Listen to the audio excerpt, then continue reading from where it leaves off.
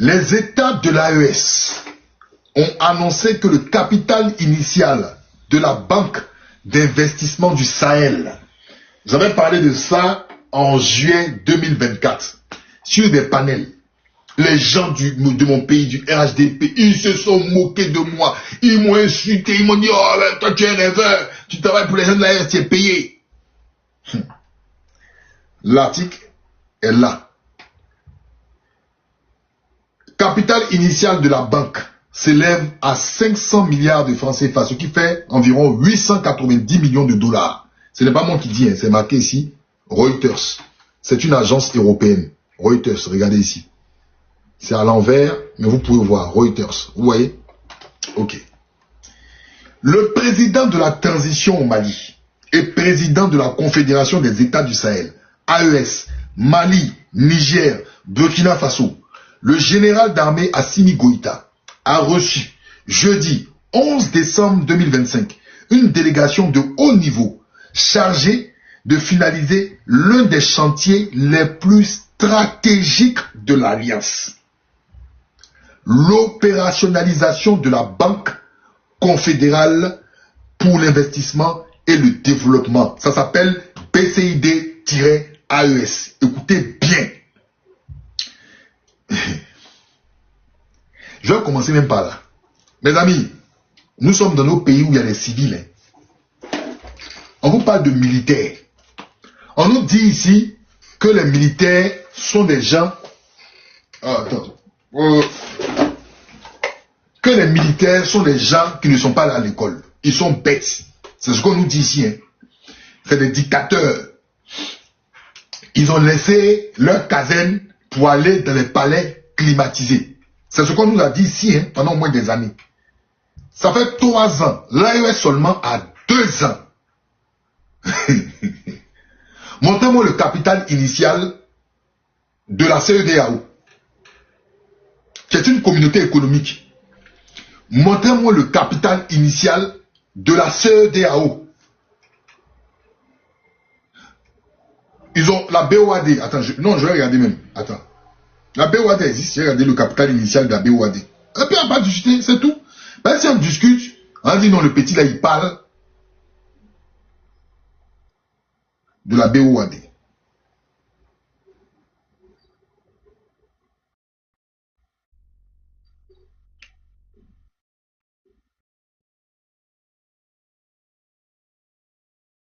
Ok.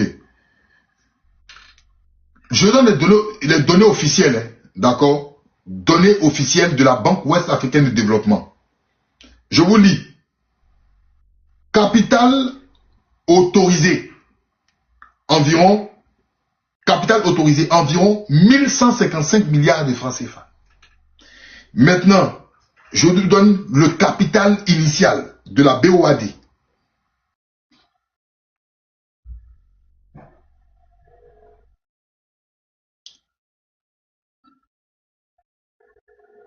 Et création de la BOAD. C'est intéressant. On va voir.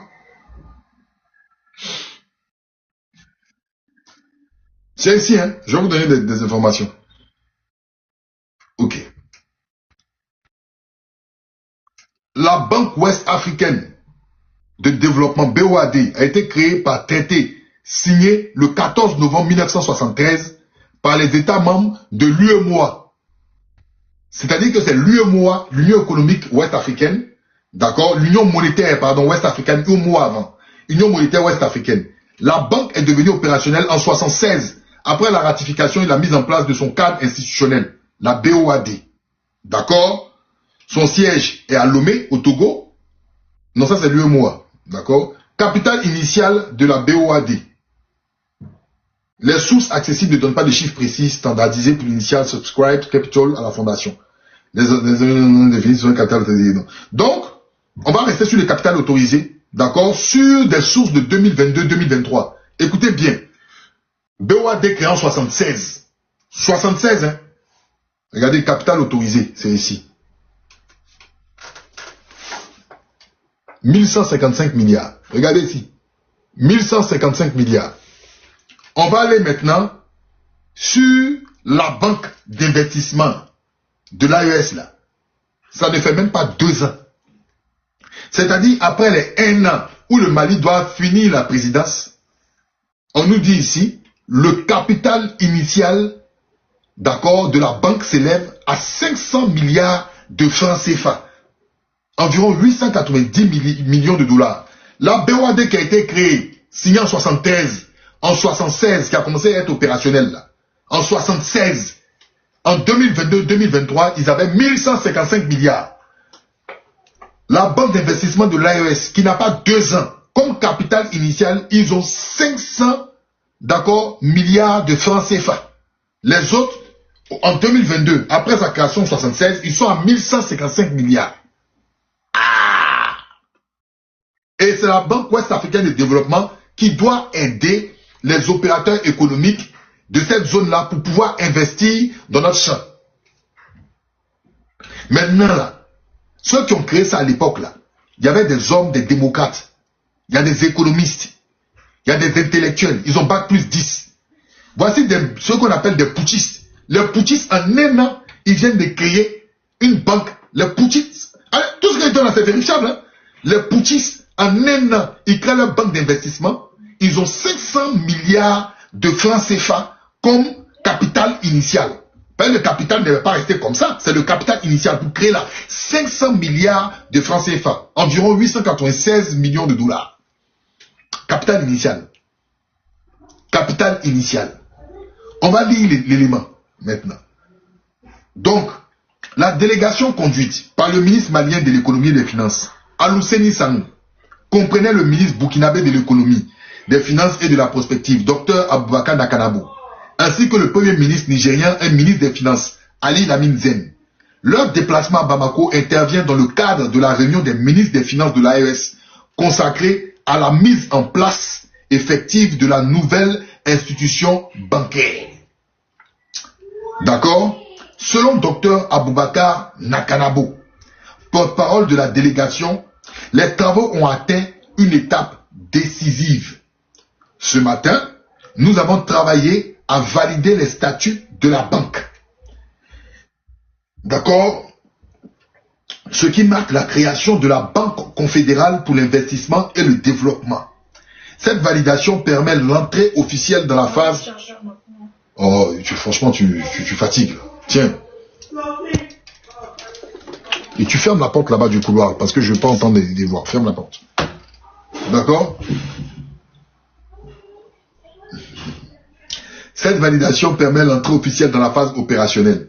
Je vois les commentaires des gens qui disent le capital initial n'est pas bon. Vous allez vous expliquer. Laissez-moi finir et puis je vais comprendre ce que vous avez à dire. On y va. Instrument stratégique de souveraineté économique. La Banque centrale, d'accord, des États de l'AES, de la Banque centrale et d'investissement, de développement de l'AES, aura pour mission de mobiliser. Écoute très bien, cher ami. Écoute très bien. Écoute, faut écouter, hein, ouvre bien tes oreilles. Ok? Aura pour mission de mobiliser des ressources propres. 1. Afin de financer quoi? Des projets structurants dans les domaines des infrastructures. 2. L'agriculture. 3. La sécurité alimentaire. 4. L'énergie. 5. Les interconnexions régionales. Et de l'appui au secteur privé. 6 et 7. 7 points précis. Voici ce que la Banque centrale d'investissement de développement de l'AES. Mais quand tu entends même investissement et développement, tu peux comprendre. Mais ça repose sur 7 points. Je répète les 7 points pour que tu comprennes. D'abord, c'est des ressources propres qui vont mobiliser. Quand on parle des ressources propres, ce sont les ressources qui sont entre les 3 États là. D'accord, de l'AES. Entre les 3 États. À l'intérieur des 3 États. Et ils vont financer des projets dans le domaine des infrastructures. 1. Agriculture. 2. Sécurité alimentaire. 3. Énergie. 4. Interconnexion régionale. 5. Appui secteur privé. 6. J'ai dit 7 parce que j'avais inclus le premier point là-dedans. Donc tu regardes que c'est des choses qui sont spécifiques, mais stratégiques. La priorité demeure le soutien à des projets à fort impact pour les populations et le renforcement de l'intégration sahélienne. Ils savent très bien que si on dit l'AES là, hein, écoutez bien, si on dit l'AES, c'est ce que le... En fait, où la CEDEAO a péché là, c'est là-bas, l'AES va mettre le paquet. Et vous allez voir que les gens vont regarder de leurs yeux, ils vont dire, ah, la CEDEAO là, elle fait quoi pour les Burkinabés? Il ne suffit pas d'être dans une communauté pour être dans une communauté. Il y a combien d'Ivoiriens qui peuvent dire que la CEDEAO a fait quelque chose pour eux? Levez votre main. Levez votre main pour dire la CEDEAO a fait quelque chose pour la Côte d'Ivoire. Levez votre main. Toi, la CEDEAO a fait quoi pour toi? Toi, dans ta ville, la CEDEAO t'a apporté quoi? Il faut parler. La CEDEAO t'a apporté quoi? Demandez aux Béninois. Peut-être comme ils ont mené 200 soldats maintenant là. Ils vont dire, la CEDEAO fait quoi pour vous les Béninois? Togolais, ils font quoi pour vous? Maliens, la CEDEAO, ils ont fait quoi pour vous? Sénégalais, qu'est-ce que la CEDEAO a fait pour vous?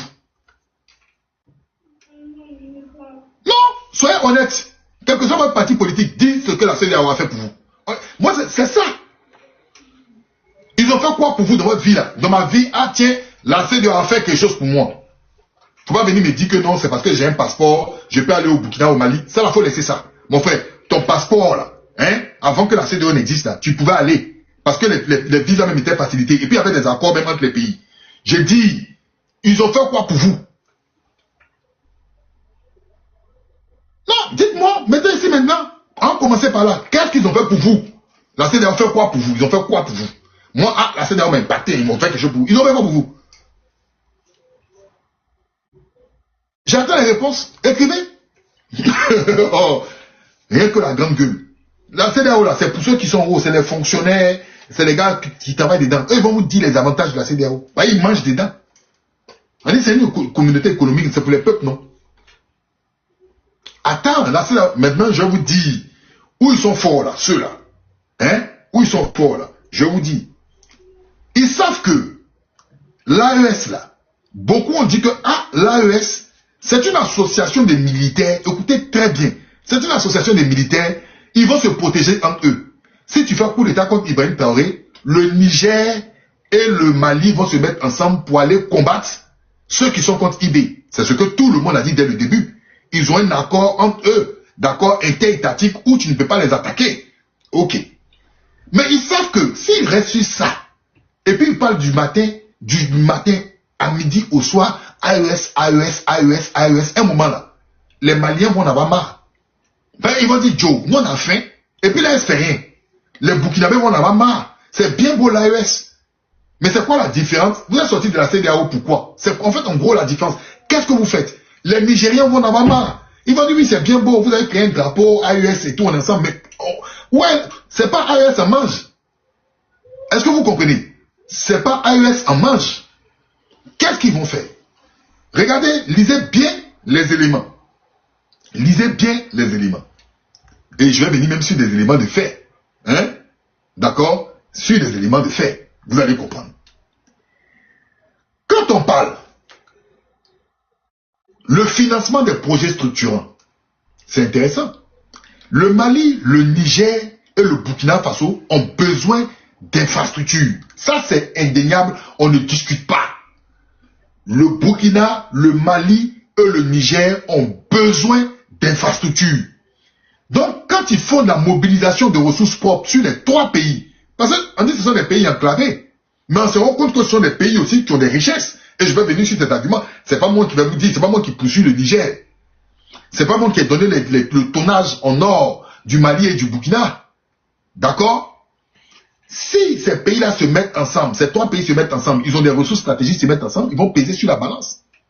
Si ils mobilisent sur le plan industriel local, d'accord, ils mettent des initiatives qui rentabilisent. S'ils ont revu leur code minier, et leur code minier est à leur profit, ben, c'est tout bénéfice pour eux.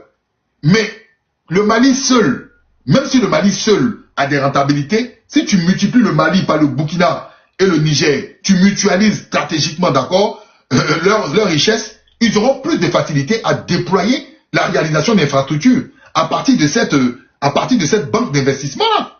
Mais cette banque d'investissement-là ne va pas seulement être la chose de l'État. Il ne faut pas oublier qu'au Mali, au Niger et au Burkina, il y a des entrepreneurs, des hommes puissants. Ils ont des hommes puissants. Et ces hommes puissants ont souvent besoin d'appui. Je prends l'exemple, par exemple, même si actuellement, Bukungu n'est pas un auteur de sainteté, forcément avec le pouvoir de Ouagadougou, mais en sait que Ebomaf, aujourd'hui, est une structure qui est puissante. Il y a plein d'entrepreneurs maliens aussi qui réalisent des choses. Mais à partir de cet élément-là, ils savent qu'ils vont déposer l'argent ou ils vont faire des financements, ils vont plus avancer. Mais ça sera tout bénéf. Parce qu'un projet infrastructurel structurant qui est fait à Niamey, qui sera priorisé? Ce sont les entrepreneurs du Niger, ou si ces entrepreneurs ne sont pas spécialisés au Niger, les Nigériens vont les regarder prioritairement au Burkina et au Mali. Vice versa. C'est tout ça là qui va créer une force pour eux. Au lieu d'aller chercher des gens en Côte d'Ivoire, au lieu d'aller chercher des gens ailleurs, ils vont regarder au sein de leur AES là. Et ils auront plus de facilité. Puis ce sont des pays qui sont interconnectés. Ça fait un. On avance encore sur un autre point. L'agriculture. Ah, mais bien sûr. Bien sûr, ça, je ne vais pas vous l'apprendre. L'autosuffisance alimentaire. Quand on a montré ici Ibrahim Traoré avec des tracteurs, on se moquait d'eux. On dit, ah, mais Ibrahim Traoré, il fait que de la com. Il monte des tracteurs. Mais tracteurs là, ça en 1 an, 2 ans. Mais les fruits du tracteur là, vous allez voir les résultats d'ici 4 ans, d'ici 5 ans. Ben, ces tracteurs là travaillent. Au Mali aussi, il y a des tracteurs. Aujourd'hui, ils sont dans le riz. Ils sont en train de faire des choses. Ne sont pas surpris que dans quelques années, on nous dise qu'ils sont autosuffisants. Mais quand ils vont inonder leur marché là, avant d'inonder le marché externe là, parce qu'il y a la demande, les gens achètent le riz. Mais ils vont prioriser leur population. Leurs populations vont bien manger. Ils vont développer d'autres récoltes. Et je pense même en fait, même si l'agriculture est stratégique, parce que ce sont des zones, on dit le Sahel. Qui dit le Sahel dit le désert. Mais ils auront aussi peut-être un projet de reboisement. Un projet aussi de refaire. Aujourd'hui là, la tomate, plein de choses. Dans ces pays, l'oignon. L'oignon vient du Niger. Donc les gars vont étendre, d'accord, ils vont étendre des zones en termes de production et ils vont davantage inonder. Ils seront numéro 1. Ne sont pas surpris que dans quelques années, ils soient les numéro 1. Ils vont fournir même au-delà du Nigeria et du Cameroun, l'oignon et autres. Mais tout ça part avec un principe, c'est l'argent qui fait ça. Si tu n'as pas de banque d'investissement, comment tu vas faire? Tu n'as pas les moyens, comment tu vas faire? Parce que nous, les Africains, on pense qu'on est tellement bénis que tout tombe du ciel.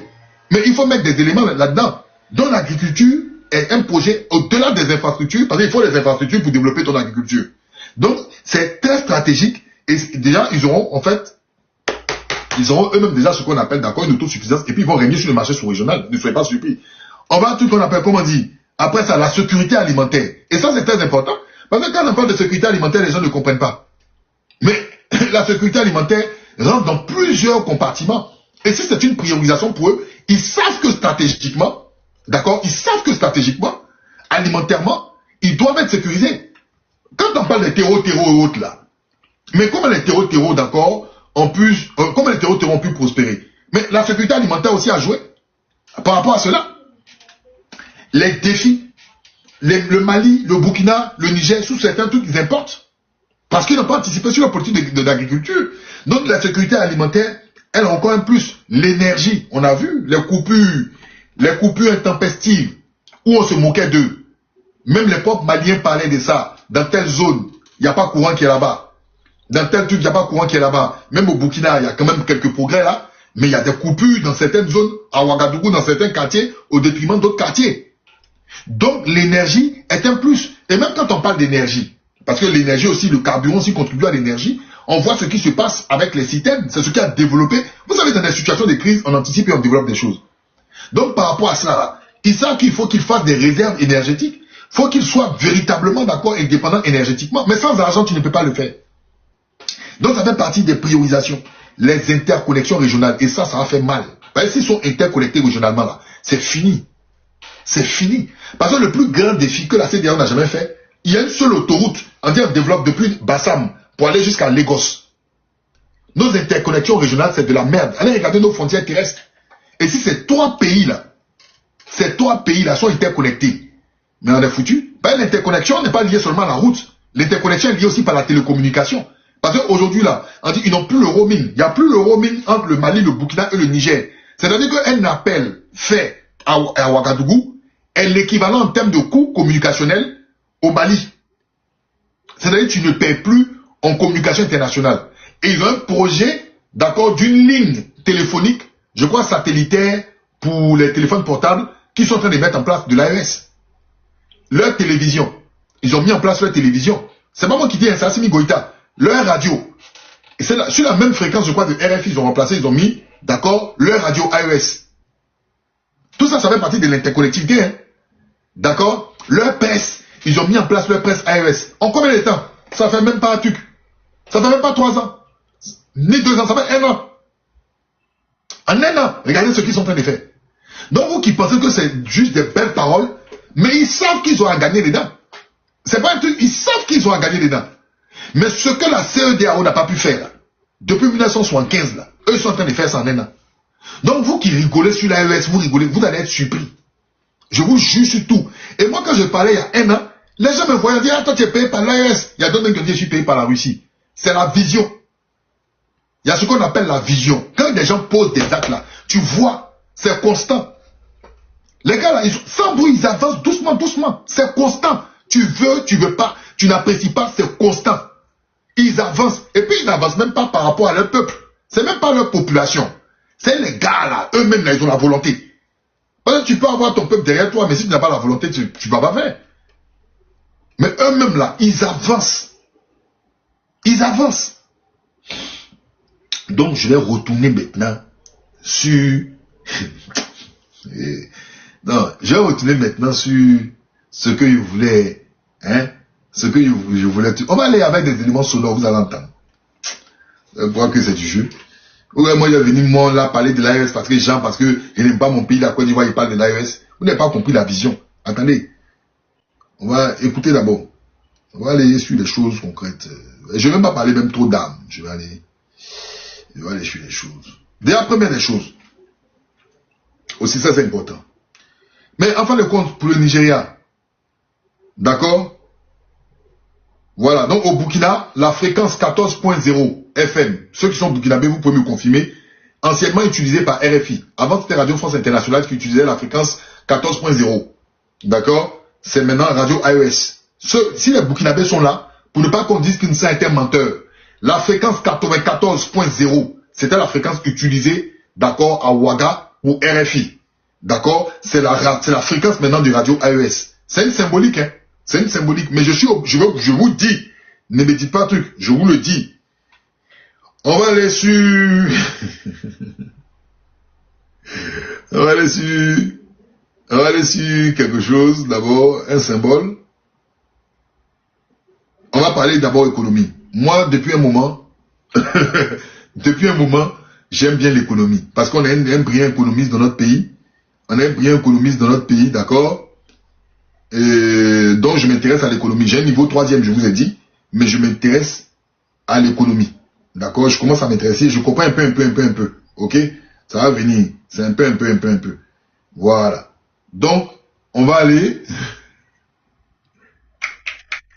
Je mets un élément.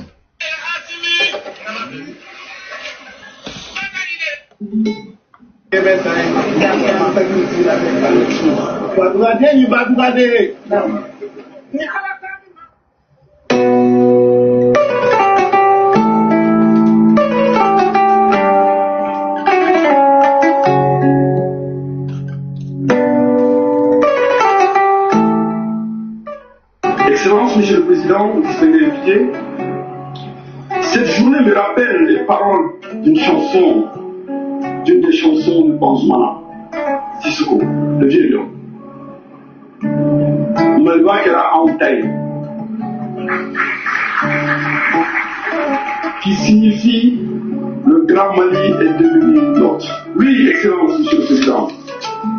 Aujourd'hui, plus que jamais, nous pouvons fièrement entonner ce refrain. Car le Grand Mali est devenu nôtre. Grâce à votre leadership éclairé, aux efforts inlassables des autorités de la transition, à la détermination et à la résilience du peuple malien, au courage des forces armées maliennes, qui, au prix de leur vie, défendent quotidiennement l'intégrité territoriale. Inaugurer la place du Mali Tchébao, la place des grands hommes du Mali, est beaucoup plus qu'un geste symbolique.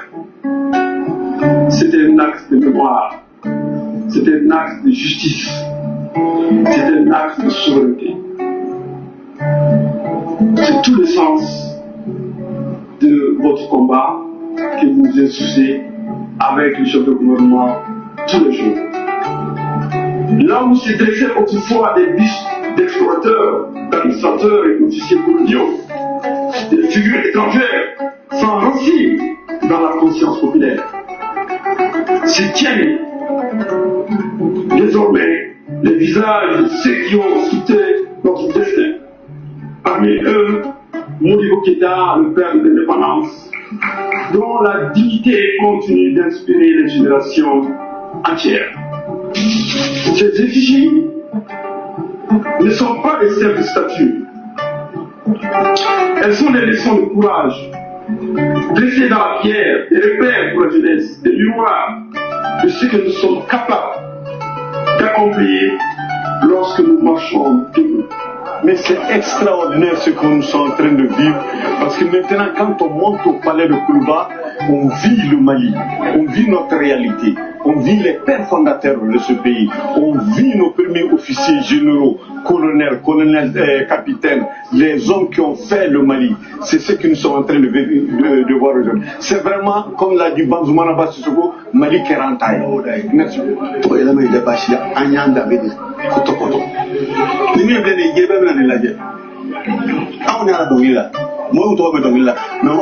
Bon, je vais vous dire quelque chose. Tout à l'heure, dans ma première partie, je parlais de la culture. Un peuple qui n'a pas de culture est un peuple mort. Je suis désolé. Je vous mets au défi. Regardez les puissances dans le monde. Les puissances dans le monde. Montrez-moi un seul pays qui est une puissance dont elle n'est pas fière de son histoire. Il n'y a que les pays où on parle français là. On connaît l'histoire des autres, mais on ne connaît pas notre histoire. Et ce sont les militaires, hein, les mêmes putschistes là. Les mêmes putschistes là, militaires. C'est les putschistes militaires. C'est-à-dire qu'on a eu un professeur d'histoire du nom de Alpha Oumar Konaré. Brillant professeur d'histoire. Le docteur même, je crois qu'il a eu le doctorat en histoire. Il n'a pas eu l'idée de faire ça. Et ça, c'est la base. Ça là, c'est la base. C'est-à-dire que quand tu es citoyen, tu es éclairé. Ton histoire là, ça doit être l'ADN même de ta portée, de ta vision politique. Je suis surpris que des intellectuels, le Mali, ils ont beaucoup d'intellectuels. Ah oui. Vous rappelez-vous, ah, c'est sa femme qui a un truc en histoire, mais lui il n'a pas un truc en histoire, Konaré. Konaré, il est diplômé dans quel domaine? J'ai toujours cru qu'il avait un truc dans l'histoire aussi, hein. Konaré, il faut me dire. Dispo, je sais pas. Dites-moi, mais je dis, les Maliens, ils ont beaucoup d'intellectuels. Ah bah voilà, il y a une histoire aussi, Konaré. Ah, vous me dites, Konaré, c'est philosophie. Ah d'accord, moi j'ai toujours cru que c'était en histoire. Bon bref, merci en tout cas pour tout. En philosophie. Mais Konaré connaît bien, plus que sa femme, elle est truc en histoire. Il est docteur, ah bah voilà, on dit il est docteur en histoire. Bon attendez, je vais regarder, parce que je vais voir pour couper quoi tout ça, parce que j'aime bien donner des informations précises. Il a agrégé en histoire. Ah voilà, moi j'ai toujours su que c'est... Mais merci, voilà les gens répondent, il est docteur en histoire. Ah, voilà, j'ai eu peur. Histoire et archéologie, mais merci là-bas. Voilà. Donc, c'est un exemple. Nous-mêmes chez nous, on a eu Gbagbo, hein. En Côte d'Ivoire, là, on a Gbagbo Laurent, professeur d'histoire. Non, attendez les gars. Il faut aller doucement. Gbagbo Laurent, professeur d'histoire. Il y a des gens du PPACI qui sont là. C'est-à-dire que c'est des gens qui connaissent l'histoire. Mais quand tu t'engages en politique, mais ça c'est le premier truc. Je ne connais pas un pays au monde, je dis bien un pays au monde. Un pays au monde. Il a agrégé, ok d'accord. Un pays au monde. Je dis, un pays au monde. Je parle des puissances, hein. Je ne parle pas des petits, je dis des puissances. Ils ne jouent pas avec leur histoire. Même les États-Unis là, où on dit c'est United States of America, tout le monde là, ils ne jouent pas avec leur histoire. Donc, à plus forte raison, mais ça doit nous impacter. Ça doit nous impacter. Mais dans les pays où on parle français, on connaît l'histoire des autres. Quand tu vas voir quelqu'un en cravate, il va t'expliquer l'histoire, il va te rentrer dans les anecdotes. Toi-même tu dis, ouais, les Noirs là, c'est comme ça, déjà encore les Noirs connaissent rien. Mais il faut lui demander son histoire. Demande son histoire. Il va te dire que non, mais certainement ses parents étaient sorciers sur 2 générations, ils ont fui, ils sont allés s'installer à Abidjan. Bon, lui, il ne connaît pas trop, il ne sait plus. Et pourtant, il maîtrise l'histoire des autres jusqu'à... Il faut lui demander quelle est ta portée historique par rapport à ton pays sur ta vision politique. Tu vas voir, il va commencer à bégayer. Ouais, c'est-à-dire que, bon, voilà, il va te parler de Trèche-la-Plaine, et oui, quand Goulevent est venu, voilà. Donc, notre pays, ministère de la culture et de la francophonie. Il faut laisser pour Nyangoran boire. Le langage tambouriné. Oui, ministère de la culture et de la francophonie. Oui, bon, alors, qu'est-ce que les Baoulés ont apporté? Qu'est-ce que les Baoulés, dans la modernité, connaissent? Hein? Qu'est-ce qu'un Sénoufo, dans la modernité, il connaît? Les acquis, ils ont apporté quelque chose au développement. Voici la mentalité de nos intellectuels. Ils sont pleins en cravate sur les plateaux de télé. C'est eux qui sont les experts.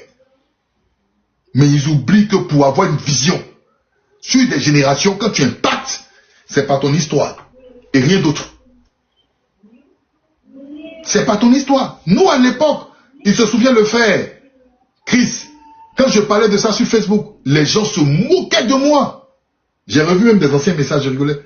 Ils se moquaient de moi, mon petit, laisse ton affaire dans cette là. Attends, faut parler de politique, laisse. Mais allez regarder les grands pays. Et c'est un militaire au Mali. Un militaire. On dit, il parle pas bien français.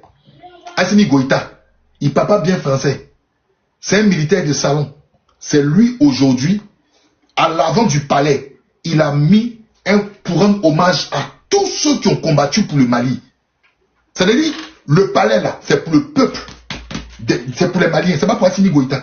Mais à l'entrée du palais là, il a mis toute l'histoire, c'est-à-dire avant, ceux qui ont lutté contre les Blancs et autres, ceux qui ont les Modibo Keïta, il a mis. Ça veut dire que tous les Maliens qui vont passer par là, ils vont regarder leur histoire. Ils veulent, ils ne veulent pas, c'est leur histoire.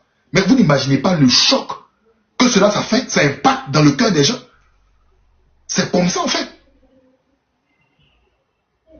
C'est comme ça en fait. Le Burkina, moi je suis allé au truc de Thomas Sankara.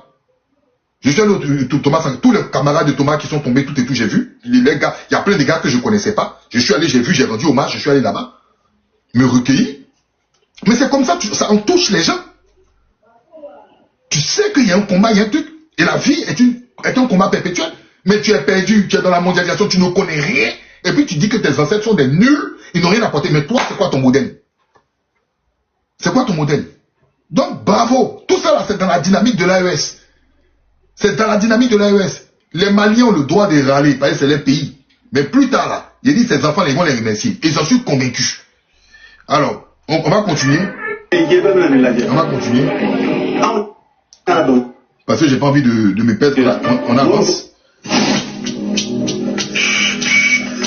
La posture d'un homme d'État, marquée par des traces de combat et en veste militaire, sans doute usurpée. Même dans la mort, il demeure en peine méconnaissable. Seul témoin éloquent, le seul à pouvoir conseiller sur ce qu'il en coûte d'affronter une opération de choc. Cette opération d'envergure a été baptisée Wambeba, en langue morée, écraser l'ennemi. L'histoire d'une traque chirurgicale contre un ennemi juré de la paix. Originaire de Barga, il était l'un des principaux responsables de la coordination des attaques terroristes dans les zones de Solé, Barga, Titao et Namisigma. Nous allons vous conduire dans les coulisses d'une fin de cavale retentissante avec les acteurs au premier plan qui racontent l'exploit. Pour les forces spéciales encore appelées le manoir des guerriers de l'ombre, il s'agit d'un exercice inédit. Nous avons reçu la directive initiale de planification de l'opération Warababa depuis le mois de septembre et de la part du commandant du groupement des forces spéciales. Et depuis là, nous nous sommes attelés à la préparation de la dite mission. Quand vous voyez les équipements même, vous pouvez ne pas aimer l'AES. Un chef terroriste, vous vous rappelez de Solé? Il y a des gens qui faisaient panel à l'époque.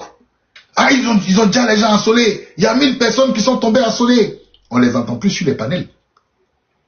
Un chef terroriste neutralisé. Et ça, c'est tout le temps. Je vais vous montrer encore au Mali les progrès qui sont faits. Avec des témoignages à l'appui. Mais on n'en parle pas. Nos amis qui disent que l'AES vaut rien, là, ils ne prennent plus leur caméra pour venir discuter. Regardez l'équipement des soldats burkinabés. Juste les tenues. Et regardez la posture. Tu sens une professionnalisation. Tu sens une amélioration. Les gars, il y a militaire et puis militaire. Moi, je ne suis pas militaire. Mais quand tu sens la posture, tu sens une professionnalisation. Regardez. Enseignement précis. La planification est faite, les unités sont déployées. Nous sommes en début novembre 2025.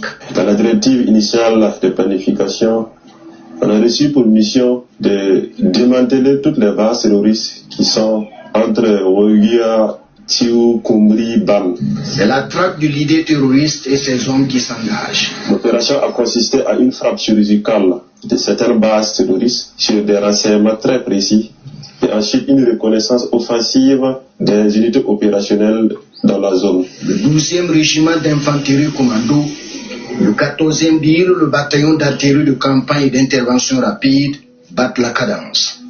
Le commando Gambo des forces spéciales tient la tête. Dans la matinée du 13, aux environs de 10h30, nous avons pu localiser. Bon, est-ce qu'à l'époque de Roch Marc Kaboré, vous voyez ça? Ça existait? Ça existait? Même sous Blaise Compaoré, est-ce que ça existait ça? Non, il y a des choses où on ne peut pas discuter. Est-ce que ça existait? Ce type d'organisation, tu sens une professionnalisation. Et puis c'est pas moi qui vous dis, hein. C'est le Nigeria qui va vous le dire. Parce qu'au Nigeria, là, il y a un général, il y a 2 semaines, ils l'ont déjà. Le grand Nigeria, vous qui dites que le Nigeria est fort et puissant, là, un général de l'armée du Nigeria, c'est les terreaux qui l'ont déjà. Quand les gens pourraient ça, il faut reconnaître. Sous Roch Marc Kaboré, vous avez vu ça? Sous Damiba, vous avez vu ça? Quand vous voyez même comment les militaires s'expriment, quand vous voyez comment ils se tiennent, tu sens la formation, quand tu vois les équipements, tu sens que les gars, ils ont acheté les choses. Tu sens que les gars sont, pour les pays africains, nous on connaît nos pays africains, tu sens. Et quand quelque chose est bon, il faut reconnaître que c'est bon. Parce que ça peut nous servir demain. Moi quand je vois le Burkina là, d'accord? Je vois le Burkina. Il y a un gars qui m'a fait rire. Il a dit, tu as tressé tes cheveux, tu révolution.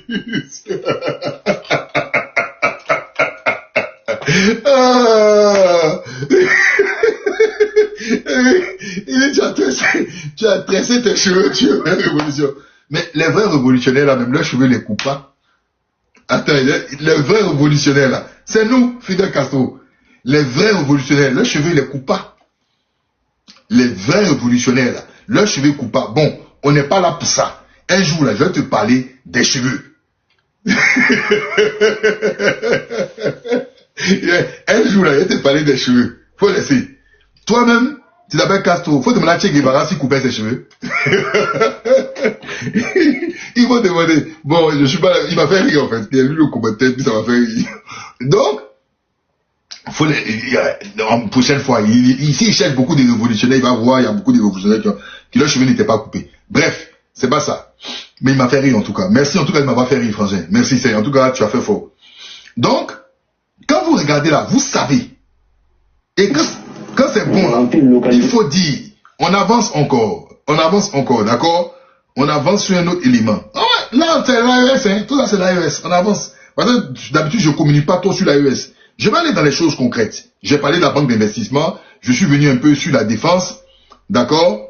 Je vais aller maintenant, bon, mon gars Abdoulaye Diop il me manque. Vous savez que Abdoulaye Diop, d'accord? Et c'est mon gars. Mais on va aller sur M. Siaka Samake, qui est le directeur général du Trésor au Mali. Siaka Samake. D'accord? Directeur général du Trésor. Amisha, renvoie-moi le truc sur l'IDH là, parce que je l'avais. Renvoie-moi où tu dois me l'envoyer là. J'ai rebondi dessus aussi. Écoutez-le. Bon,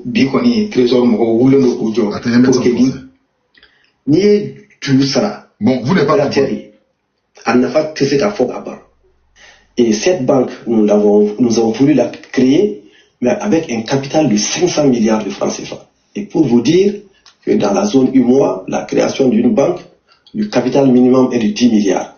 Il faut se rappeler, il y a encore... Vous avez entendu? Il y a un frère qui me disait que non, le capital initial et tout, il n'est pas bon de sang. D'accord? Il faut bien l'écouter, hein? D'accord? C'est Alou Seni Sanou, qui est le ministre de l'économie et des finances du Mali. S'il ment, Faut lui dire, écoute bien ce qu'il dit. Écoute bien ce qu'il dit. Je remets. Et cette banque, nous avons voulu la créer, mais avec un capital de 500 milliards de francs CFA. Et pour vous dire que dans la zone UMOA, la création d'une banque, le capital minimum est de 10 milliards. Il faut... Tu as entendu? Dans la zone UMOA, pour une banque, la création, le montant minimal, c'est-à-dire le capital minimal pour la création d'une banque, c'est 10 milliards. 10 milliards dans la zone UMOA. Frère, tout à l'heure, tu étais en train de trucs là. D'accord? Merci, Amisha. Se rappeler, il y a encore 5 ans, le capital minimum était de 2 milliards. C'est récemment qu'ils l'ont même porté à 10 milliards. Mais nous avons une banque qui aura un capital et qui a un capital de 500 milliards. Qui a? Ça veut dire les 500 milliards sont déjà là. Ils ont le cachot. Je parlais d'argent depuis le début là. Tout est une affaire de cachot. Tu fais ton argent comment? Parle pas beaucoup. Tu fais le blé comment? Il dit pas que c'est un projet. C'est déjà là. Eux, ils ont le cachot. Écoute bien. Déjà, les 3 États ont versé une part importante de leur participation au capital et le... Tu as entendu? Les 3 États. Les 3 États. C'est-à-dire qu'ils sont pas dans le discours. Les 3 là, ils ont mis le jeton. Niger, Mali, Burkina. Ils ont mis le jeton ensemble. C'est pas un discours. Le prélèvement communautaire AES va contribuer pour environ au moins 40% dans le capital. Vous avez entendu? Le prélèvement communautaire dans la zone des 3 pays, le prélèvement communautaire va contribuer à 40%. 40%. On m'a demandé à la nouvelle équipe qui va être installée de pouvoir développer toutes les énergies, toutes les intelligences nécessaires pour pouvoir améliorer de façon interne et externe le capital, en tout cas les fonds de cette banque. Cette banque va être donc l'instrument qui va permettre à la Confédération de financer tous les projets structurants permettant donc soit d'assurer la souveraineté économique, soit d'être des projets qui intègrent, qui fédèrent. Cette banque peut faire du financement pour les États, pour des projets confédéraux, comme pour le secteur privé, pour peu que ces différents projets du secteur privé soient portés et par les États. Et le plus important, c'est toujours l'intérêt confédéral qui sera visé. Donc tout. D'où je vous posais la question, qu'est-ce que la BOAD, c'est-à-dire qu'est-ce que la CEDEAO a fait pour vous concrètement dans vos pays? Jusqu'à présent, je n'ai pas de réponse.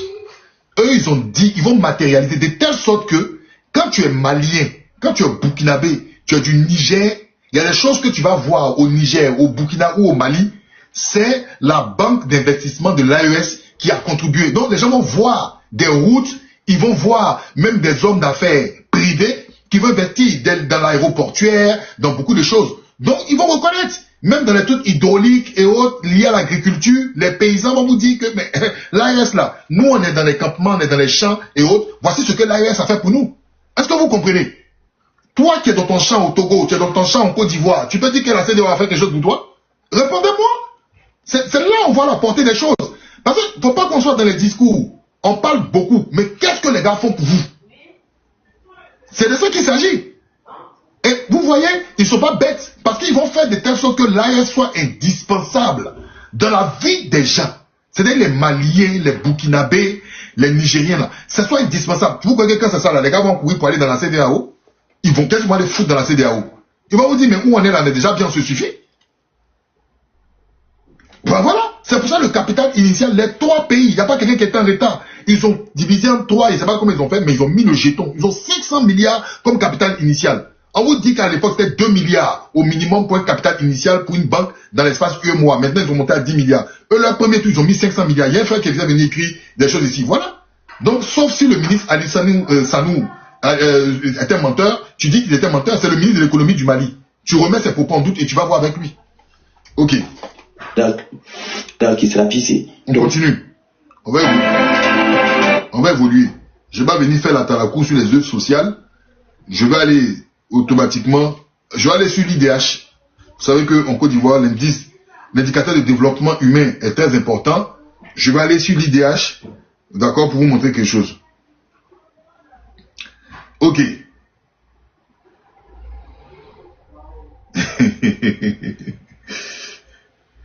Donc, on dit le capital de la BCAO même c'est 20 milliards. le capital de la BCAO, c'est 20 milliards. C'est ce que je viens de voir, il faut que je vérifie. Je vais regarder ça tout à l'heure. Donc, les classements africains, d'accord, on va regarder les classements africains en ce qui concerne l'indicateur de développement humain. Mais c'est 2023, d'accord. Je vais voir si peut-être je peux avoir 2024, 2025. D'accord, parce que 2023... Oui, bon, frère, la Côte d'Ivoire n'est pas dedans. Moi, je vais aller plus loin. J'ai regardé le classement de l'IDH. Ça n'a pas encore été actualisé. Ah, c'est d'accord, c'est celui-là? Ok, bon, si c'est celui-là, je vais dire. Je vais vous donner une idée en 2023. Tu es sûr? Parce que c'est l'agence Ecofin. Est-ce qu'on ne peut pas trouver ça ailleurs? D'accord? Ok. Donc, premier pays avec l'indice de développement humain, tout ce qui est porté sur l'espérance de vie, l'éducation, la santé. Premier pays, les Seychelles. Premier pays, les Seychelles. Deuxième pays, l'île Maurice. Troisième pays, l'Algérie.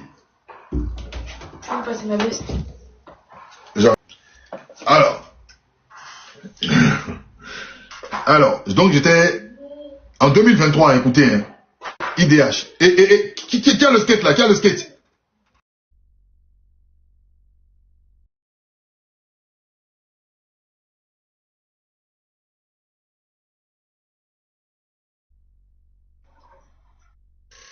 Et c'est chaud, hein? Cinquième pays Tunisie, sixième pays Libye, septième pays Gabon en 2023, huitième pays Botswana, neuvième pays Maroc, dixième pays Tanzanie, onzième pays Sénégal, douzième pays Gambie, aïe, treizième pays RDC, quatorzième pays Malawi, quinzième pays Guinée-Bissau, 16e pays Djibouti. Non, c'est bizarre. 17e pays Soudan. 18e pays Libéria. 19e pays Érythrée. 20e pays Guinée. 21e pays Éthiopie. 22e pays Mozambique. 23e pays Madagascar. 24e pays Sierra Leone. 25e pays Burkina Faso. 26e pays Burundi. 27e pays Mali. Et puis Côte d'Ivoire n'est pas dedans. Non, le truc est bizarre. Hein? Attendez, non. C'est Ecofin, hein? Agence Ecofin, il y a 2 jours. C'est Ecofin. Attendez, moi j'ai regardé. Attends, non. Il y a un problème là. Non, attendez. Moi j'ai vérifié aussi. Pas là. Aïe. Attendez.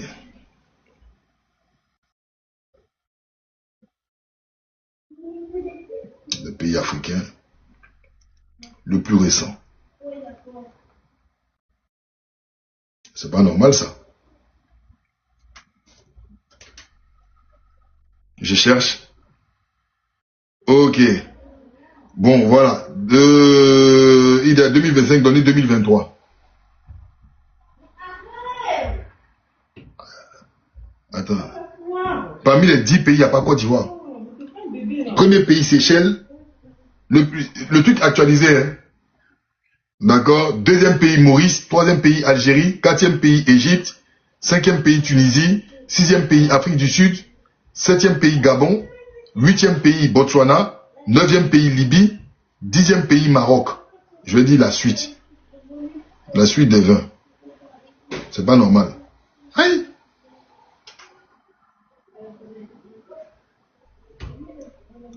C'est pas normal ça. 11e pays, Eswatini, Swaziland. 12e pays, Guinée équatoriale. 13e pays, Cap-Vert. 14e pays, Namibie. 15e pays, Congo-Brazzaville. 16e pays, Sao Tomé et Principe. 17e pays, Ghana. 18e pays, Kenya. 19e pays, Angola. Aïe. 20e, République centrafricaine. C'est bizarre. 21e Comores, 22e Zimbabwe, 23e Zambie, 24 Cameroun, 25 Côte d'Ivoire. Ah!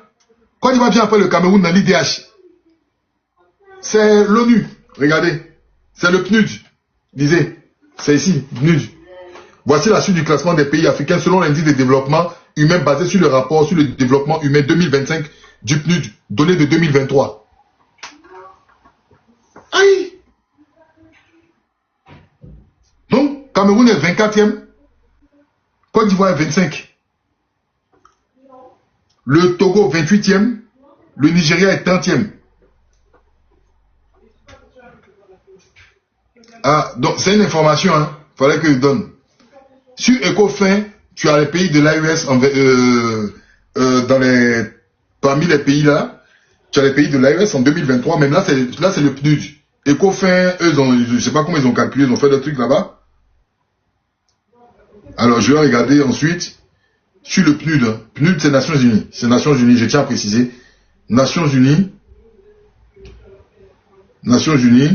Tanzanie 31e, 32e Éthiopie, 33e Mozambique, 34e Madagascar, 35e Sierra Leone, 36e Burkina Faso, 39 Niger Mali, 37 Burundi. Donc voilà, ils sont dans les 30 et quelques de Burkina Faso, les pays de l'AES, selon le PNUD, données du moins classement 2025 sur les données de 2023. Sur Ecofin, la Côte d'Ivoire n'est pas dedans, les pays de l'AES figurent. Moi je suis juste, je dis ce que je vois. Donc la Côte d'Ivoire est après le Cameroun en termes d'IDH. C'est l'indice, d'accord, de développement humain. L'indice de développement humain. La Côte d'Ivoire vient à la 25e place après le Cameroun qui est à la 24e place selon les Nations Unies. À chacun de réfléchir, c'est la qualité de l'homme, l'indice de développement humain. On parle pas de pont, hein, on parle de l'homme. Santé, espérance de vie, d'accord, éducation. C'est les trois éléments là. Le Cameroun est avant nous. C'est selon les Nations Unies. Vous dites quoi, mes amis ivoiriens? Je vous pose la question. Voilà. Le développement sur l'homme, c'est l'homme. Bon. Ecofin, les trois pays de l'AES sont dedans. Bon, alors on va continuer sur l'AES parce que j'ai promis. Merci, cher ami Amisha, de revenir sur ce point-là. C'était quand même important pour nous. Donc, on va revenir. On va écouter cet élément. On veut rejoindre tous les chefs de région par des lancements de cette autoroute de 4x2. C'est un projet très ambitieux. Et ce ne sera pas ça seulement. On veut rejoindre tous les chefs de région par des autoroutes. Donc, ce qui a fait que le projet Yako Koudougou, qu'on voulait lancer cette année même, je les ai dit donc de patienter et transformer ça en une autoroute de 2x2. Donc, c'est une vision qu'on a en termes d'infrastructure routière. Ça ne va pas piétiner. Dès que c'est lancé, c'est parti. Donc, si la nuit ne tombe pas, dans quelques instants, ils vont poursuivre avec la machine. Et ça sera 24 sur 24. Je les ai dit, il n'y a pas de délai. Je veux qu'il soit le plus rapide possible. Parce que on doit aller à un rythme infernal. Et ça, c'est important. Et c'est financé par nos fonds propres. Donc, ce qui veut dire que j'ai déjà dit au ministre des Finances de prévoir pour 2026 minimum 200 milliards qui vont être injectés dedans. Et toute personne qui peut contribuer à Faso Mero continue de contribuer parce qu'il y a des comptes qui sont ouverts aussi. Hein. Et les villages que ça va traverser, nous invitons tout le monde à donner du sien parce qu'il y a beaucoup de choses qui peuvent être apportées, même en emportant du moyen ou participer à la construction de la route. Donc ça ne va pas piétiner. L'ambition, c'est que chaque chef de région soit donc joint les uns aux autres par des autoroutes. Même si ce n'est pas 4x2, des autoroutes de 2x2. C'est ça l'objectif de Ouagadougou vers les chefs de région et les chefs de région entre eux. Donc à partir d'ici, dès que les bulles vont finir le terrassement, qui est le gros travail, ils vont se diriger. Bon, qu'est-ce que je peux vous dire, mes amis? Qu'est-ce que je peux vous dire? Il n'y a pas de magie. Hein. Quand on est patriote, vous savez, être patriote, il y a plusieurs manières. Il y a plusieurs manières d'être patriote. Mais, en fait, c'est un français simple. On n'a pas besoin de faire avare, de tout pour comprendre. C'est quelqu'un qui aime son pays. Il y a des Burkinabés qui l'aiment pas, hein, et c'est leur droit. Mais regardez parmi vos hommes politiques là. Regardez parmi vos hommes politiques, ceux qui étaient civils, qui étaient au pouvoir, qu'est-ce qu'ils ont fait? Que l'enfant qui est là depuis 3 ans. Soyez sincères, regardez, tous vos hommes civils qui étaient au pouvoir, qu'est-ce qu'ils ont fait par rapport à l'enfant? C'est mon petit frère, hein, en âge. Il est mon petit frère, en âge. Et il dirige avec un cerveau. c'est pas une affaire de discours. Qu'est-ce que vos hommes politiques qui ont programme, qui sont allés faire l'élection là, ils ont fait depuis l'histoire du Burkina que l'enfant. Vous savez, dans la vie, il ne faut pas beaucoup parler. Il faut te taire, laisse tes actes parler pour toi. 200 milliards, fonds propres. 200 milliards. Je ne savais pas que des gens pouvaient sortir 200 milliards fonds propres, faire des routes. Façon Mebo, il y a même vu l'artiste Lafouine, d'origine marocaine. Là. Il est venu faire des dons à Façon Mebo. C'est ça, l'intégration. Demain, quand les Burkinabés vont réaliser là, Lafouine va dire, moi, mon ciment a contribué à la construction du Burkina. Mais c'est une fierté. Vous savez, quand les gens, souvent, nos intellectuels disent, laissez chaque pays faire son développement et autres. Mais c'est parce que vous êtes méchants. Parce que pour être intégré là, il n'y a pas 36 solutions. Tout le monde met la main à la pâte. Celui qui sent qu'un pays lui porte, d'accord, quelque chose, il va y contribuer. Et aujourd'hui, les Burkinabés sont en train de faire, de construire des petits trucs. Ils ont même choisi un choix stratégique à l'AES. Regardez les choses, les pièces du puzzle sont en train de se mettre. Demain, dans 7 ans, ne venez pas dire que c'est des sorciers, que c'est Vladimir Poutine qui a construit le Burkina. C'est les Burkinabés qui travaillent. Ne venez pas dire que c'est Vladimir Poutine qui a construit le Mali. C'est les Maliens qui travaillent. C'est à la sueur de leur front. Ils travaillent sans faire de bruit. Est-ce qu'il y a des résultats depuis 1 an par rapport à l'AES? Mais bizarrement, ceux qui disaient que le Burkina allait être envahi, ceux qui disaient que Bamako allait être envahi, maintenant ils ne parlent plus de ça. Ils attendent qu'il y ait un nouveau scandale pour venir donner de la voix. Vous les entendez parler maintenant? Pendant des mois, ils faisaient des panels pendant 10 heures, 20 heures et autres. Mais les gens sont assis. Les populations vivent. L'armée vit. Il y a des équipements qui rentrent. Qu'est-ce qui se passe en fin de compte? Donc c'est possible de pouvoir réaliser. C'est possible ou pas? C'est possible de pouvoir réaliser. Et ça, ce n'est pas de la propagande. C'est même pas faire de la propagande. C'est juste constater des choses et dire. Maintenant, pour voir s'il y a quelque chose, il y a un progrès, il y a un axe, il faut faire un comparatif. On ne peut pas juger la gouvernance d'un individu si on ne fait pas de comparatifs dans le futur ou des comparatifs dans le passé. C'est pas possible. C'est pas possible. C'est vraiment pas possible. Et moi, j'en suis fier. On se diriger vers un autre chantier. J'en suis fier. Voici des preuves. On en parlait il y a 1 an. D'accord? 2 ans. Non, pas 2 ans. Nous, on en parlait même il y a 2 ans. D'accord? Maintenant, on va voir ce qui se passe au niveau du Nigeria. Parce que ici, on a fait des débats. On a fait des débats ici, il n'y a pas longtemps, sur le panel de Nina. Des amis intellectuels ont dit que le Burkina fait dans la surenchère. D'accord? On va voir si c'est vrai. Si le Burkina et les gens de l'AES, c'est des bluffeurs, ils sont dans la surenchère. Ok? On va voir. Excuses pour la violation de son espace aérien présentée par le ministre aux excuses officielles de la République fédérale du Nigeria au peuple burkinabé. Excuses pour la violation de son espace aérien présentée par le ministre nigérien en charge des affaires étrangères reçu par le président du Faso. Le point de l'audience avec Ahadi Sandamba. Attendez, moi je ne comprends pas. Le grand Nigeria, Federal Republic of Nigeria, le Burkina Faso, un pays de poussière, où ils sont dans leur révolution, le pays qui a fait 7 coups d'État, le pays des putschistes, des coups d'Étaïstes, le pays le plus armé de la CEDEAO. Moi j'entends mes compatriotes dire ça, le pays le plus armé de la CEDEAO. Jamais les Nigériens vont venir se rabaisser. Un pays de poussière du Sahel, avec leur IB cacao, et puis the Federal Republic of Nigeria. Attends, je vais remettre la vidéo là, je ne comprends pas. Excuses. Le Nigeria n'a pas violé l'espace aérien burkinabé. Ils avaient une panne. Et puis ils sont arrivés à Bobo Dioulasso. Donc, on peut comprendre que c'est une panne d'urgence.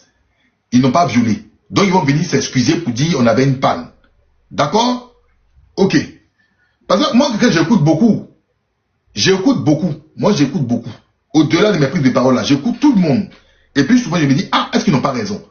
Donc on va voir si c'est IA ou si c'est la réalité. Ok? Aux excuses officielles de la République fédérale du Nigeria au peuple burkinabé, excuses pour la violation de son espace aérien présenté par le... Mais comment ils ont violé? Ils n'ont pas violé, il y avait un problème d'urgence et puis ils sont venus atterrir. Donc ça ne peut pas être un viol. On a discuté même sur le panel de mon cher ami Oboso. Un expert même burkinabé nous a expliqué que ce n'était pas un viol. Un expert qui dit il est expert dans l'aviation. Ce jour-là même, je ne sais pas s'il y a des gens qui étaient là. Moi, j'étais content d'apprendre. Parce que je ne suis pas un expert. Moi, il y a un niveau, moi, je suis un villageois. Il y a un niveau 3e. Qu'est-ce que je connais? Donc, le gars donnait les thèmes techniques, FIA, ta. J'écoutais. J'ai demandé, est-ce que l'espace a été violé? Il dit non. Ah, vous étiez là. Merci. Parce que dans la vie, il ne faut pas dire que tu connais tout. Quand quelqu'un dit, il te dit c'est un expert, il vient te donner des explications. Donc, le Nigeria ne peut pas dire. Le Nigeria ne peut pas dire qu'ils ont violé l'espace aérien. C'est pas possible. Donc, écoutons. Ah, vous étiez là, non? Ah, ok, d'accord. Parce qu'au moins, quand tout le monde est là, on témoigne. Moi, je vais doucement. Et puis, j'apprends. Ok? Ah, on est tous d'accord. Ah, vous étiez là? Merci. Au moins, il y a des témoins oculaires. Ok. Donc, on va écouter maintenant. Si c'est IA et autres. On y va. Aux excuses officielles de la République fédérale du Nigeria au peuple burkinabé, excuses pour la violation de son espace aérien présentée par le ministre nigérien en charge des affaires étrangères reçu par le président du Faso. Le temps de l'audience avec Ahadi Sandamba. Le chef de la diplomatie nigériane au palais de Kourouba à Ouagadougou, Youssouf Maïtama Touga, à la tête d'une délégation. Youssouf Maïtama Touga, c'est le ministre des Affaires étrangères du Nigeria. Youssouf Maïtama Touga, écoutez bien, voici Ibé qui est là. Écoutons, hein, on est tous là, c'est les images, c'est pas IA. Youssouf Maïtama Touga avec sa délégation en face d'Ibrahim Traoré. Burkina, Nigeria, ils se regardent face à face to face. Nous, on ne peut que assister. Regardons. Est venu présenter les excuses officielles de la République fédérale du Nigeria au Burkina Faso. Ils n'ont pas dit excuse en Soumelele. En fait, en Côte d'Ivoire, quand on dit Soumelele, c'est officiel. Voilà. C'est pas en cachette. C'est officiel. C'est que le Burkina, pays de poussière, des gens qui n'ont rien, eux, ils demandent au grand Nigeria, tu vas nous présenter tes excuses? Ok. Mais tu vas présenter tes excuses là, devant tout le monde. Le grand Nigeria, Burkina, pays de poussière, où les gens ne vont pas à l'école, où les terreaux les tuent tous les jours, les djihad tous les jours. Ils n'ont rien. Ils sont restés dans le passé. C'est les gens de Thomas Sankara. C'est avec un petit Ibé Cacao. Il dit, tu es venu reconnaître, tu as violé mon espace. Tu me demandes pardon là. Non. Mais pour tout le monde là, il faut venir dire, est-ce que le Nigeria peut venir s'abaisser? Non, le grand Nigeria quand même ne peut pas venir se rabaisser par rapport à un petit pays de poussière de Burkina. Mais je vous dis quelque chose dans la vie là. Le respect, ça se mérite. On l'arrache. Le respect là, ça se mérite. On l'arrache. Quand tu respectes ton pays. Je vous dis, regardez. Les États-Unis ont sanctionné, ils ont augmenté les visas pour les ressortissants maliens. Ils ont sanctionné le Mali. Le Mali a fait la même chose. Les États-Unis ont fait un rétropédalage. Chez nous là, nous, les pays développés, où nous on connaît le développement, je parle de la Côte d'Ivoire. Un pays américain va prendre une décision. Vous allez voir, le gouvernement ne va jamais répondre. Mais ça ne gêne pas. Ça ne gêne pas les citoyens ivoiriens. Ça ne les gêne pas. Les États-Unis, si les États-Unis disent ils vont s'asseoir sur la Côte d'Ivoire, vous allez voir si la Côte d'Ivoire va rétorquer. D'accord? Le respect là, pour son peuple là. Quand il y a des gens qui disent que eux, vous savez souvent il y a des... Il faut qu'on revoie nos trucs, nos unions discipline travail là. C'est bien beau. Mais il y a des gens là. On dit la patrie, la mort, nous vaincrons. Eux là, dans leur tête, ils sont gamés. Ils sont gamés. Un peuple, un but, une fois. Il y a des choses qui... Vous voyez ce que j'ai dit? Il y a des trucs qui sont déterminants. Eux là, la patrie, la mort, ils sont gamés. Le grand Nigeria. Tout le monde parle à Talakou. Les Nigériens, la mer la plus puissante. La deuxième mer après, c'est la Côte d'Ivoire. On entend ça tous les jours. Et je vous dis, ne vous fiez pas aux apparences.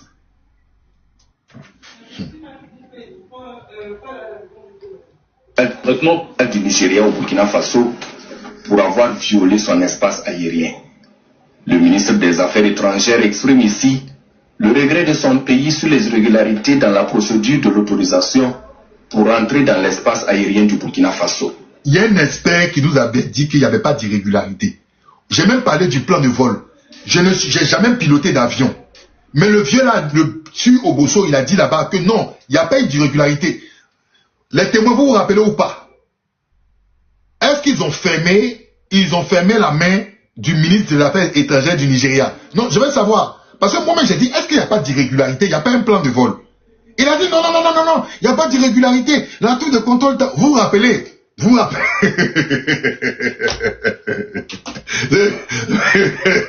Il s'appelait Amadou.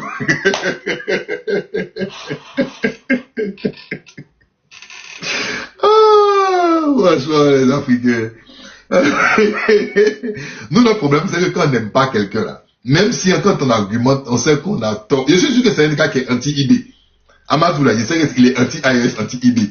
Mais, quand on argumente, là, tellement on veut que nos arguments, mais ça fait quoi dans la vie, là, même si tu argumentes, tu as tort, faut reconnaître que j'ai tort. C'est pas tout le temps. Moi, il y a des moments, là, je suis Ouattara sur des choses, et puis on m'a dit, hey, petit, c'est faux. Je suis allé vérifier, je suis venu dire, je me suis trompé. Ça, là, quand on se dit, on aime les débats, là, quand tu te trompes, tu as fait une erreur, faut reconnaître que tu t'es trompé. Ça va pas te tuer. Tu as appris. La prochaine fois quand tu vas argumenter là, tu vas pas t'appuyer sur cet argument-là pour dire que tu comptes la politique de Ouattara. Si Ouattara a commis un truc, c'est exact, c'est ça, c'est bon, il faut dire je reconnais, oui. Ça va pas te tuer. Ça va pas te tuer. Mais tu sais que la prochaine fois quand tu vas débattre là, tu vas pas utiliser cet argument-là. Est-ce que vous comprenez? Moi, il y a des choses, j'ai lui dit, il y a un Kalilou là qui est là, il y a des trucs où il a dit, il me dit, ça, c'est pas ça. Il dit, ah bon? Ça, c'est pas ça. Et puis, il dit, ah bon? Et puis, il dit, voilà. Il dit, ah, ok, bon, Kalilou là a raison, hein. Kalilou là a raison. Mais ça m'enlève pas. Ça m'enlève pas. Tu ne peux pas tronquer l'histoire. Tu peux pas, si un acte est posé là, c'est ça, c'est ce qui est ça et ça. Tu vas pas changer. C'est pas parce que j'aime pas Ouattara. Je vais dire que Ouattara, je l'ai vu, c'est un vampire, il bouffe dans le cou des gens. J'ai quelle preuve? Il est venu allumer ma caméra. Ah, venez au Ouattara, il mange la tête des gens. Je l'ai déjà vu manger une tête. Non! Je ne peux pas dire ça. Si j'ai la preuve là, je vais sortir ça. Mais si je n'ai pas vu Ouattara manger une tête, pourquoi il vient dire que Ouattara mange tête des gens? En fait, soit en Afrique, bon, je ne sais pas quoi. Où est-ce que je l'ai dit? Donc le gars là, il nous a dit que lui maîtrise des trucs d'avion. Il a dit maîtrise des trucs d'avion, donc moi je n'ai jamais piloté d'avion. Donc devant M. Bosso, j'ai même dit merci monsieur parce que vous m'avez appris des choses. Voici aujourd'hui le Nigeria vient dire quelque chose d'autre. Bon, on y va. C'est déplorable qu'il y ait eu des irrégularités dans les documents, notamment... C'est déplorable qu'il y ait eu des irrégularités dans les documents. C'est français, hein? Il dit c'est regrettable qu'il y ait eu des irrégularités dans tes documents. Ah bon? J'ai dit, mais et le plan de vol? Donc il y a eu irrégularité dedans. Quand on dit irrégularité là, ça veut dire que ce n'est pas régulier. C'est quelque chose normalement qui n'est pas courant, qui ne se fait pas. Voici le ministre là qui est là, avec sa délégation. Il est là. Voilà. Vous voyez le ministre nigérien qui est là. Voilà. Écoutons, hein. Sur les autorisations de survol de l'espace. Sur les autorisations de survol de l'espace AES. Ah, mes amis. C'est pas nous, c'est le Nigérien même qui parle. Burkinabé. Cela est regrettable et nous nous excusons sur cet incident malheureux. Nous avons aussi évoqué le sujet d'un leader d'un parti nigérien qui fait des commentaires disgracieux concernant cet incident. Il dit que lui-même là, il y a par rapport à ce qui s'est passé là, il y a un leader politique du Nigeria qui critique la posture de l'AES et du Burkina. Lui-même il vient s'excuser, il dit que nous regrettons par rapport à ce que ce leader politique dit. Parce que certainement des gars là du Burkina lui ont demandé. Cela est lié sans doute à une incompréhension de la situation. Le président Traoré, le gouvernement du Burkina Faso et le peuple burkinabé ont été très accueillants et disposés à nous accompagner. Vous avez entendu? On ne les a pas violentés ni brutalisés. C'est lui qui nous dit ça. L'équipage a été très bien traité. Cela saute aux yeux et c'est évident que le président Traoré était directement... Mais si le traducteur a menti, le Nigeria doit faire un communiqué pour dire que le traducteur a menti. Puisque le Nigeria s'est exprimé sur le vol et l'avion. Pourquoi? D'accord? Non. Sur quel plateau? Attends. Ah, ils disent que le truc a menti. Mais qu'il nous sorte un article. Parce que j'arrive encore dans quelque chose. Hein. Attendez. J'arrive dans quelque chose. J'arrive dans quelque chose encore. L'AFTV dit qu'ils ont menti. Qui a menti? C'est qui a dit sur l'AFTV que le ministre a menti? Qui a dit ça? Sur l'AFTV, qui a dit?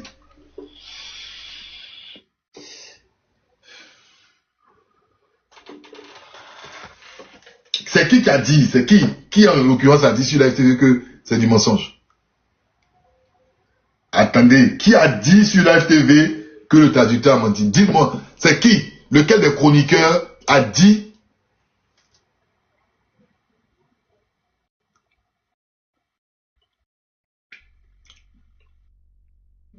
Bon, personne ne me répond, je continue. C'est évident que le président Traoré était directement informé sur la prise en charge. Aux excuses officielles de la République. Bon, il y a la suite. Bon. Il y a la suite, de toutes les façons, où il parle de coopération contre les terreaux. Mais je tiens à informer les gens qu'un général de l'armée du Nigeria a été éliminé par les terreaux. Un général de l'armée du Nigeria a été éliminé par les terreaux. Est-ce que vous en parlez? Vous n'en parlez pas. Donc les terreaux sévissent aussi au Nigeria. À cette allure jusqu'à ce qu'un général perde la vie. Pourquoi vous n'en parlez pas? Pourquoi vous n'en parlez pas? Si c'était au Mali, c'était au Burkina ou au Niger, ça dépend de toute la toile. Quand on est africain, quand on est solidaire, quand on est africain, on est solidaire, on parle de tout. Je ne me réjouis pas de l'élimination du général. Mais ça montre aussi d'accord que aussi les terreaux sévissent sauvagement au Nigeria. Sévissent sauvagement au Nigeria. Et ils font beaucoup de victimes. Mais pourquoi on n'en parle pas? Pourquoi l'armée de la CEDEAO là ne part pas là-bas pour aller? Pourquoi on n'en parle pas? Pourquoi on n'en parle pas? Il faut être juste dans le traitement de l'information avec tout le monde. Pourquoi ce qui se passe, ou bien les Nigériens qui sont éliminés par les terreaux là ne sont pas des êtres humains?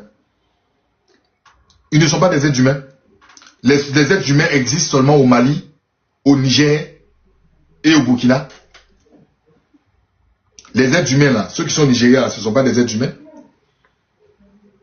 Ah d'accord. C'est pour ça qu'on n'en parle pas. Mais je vais aller encore sur quelque chose.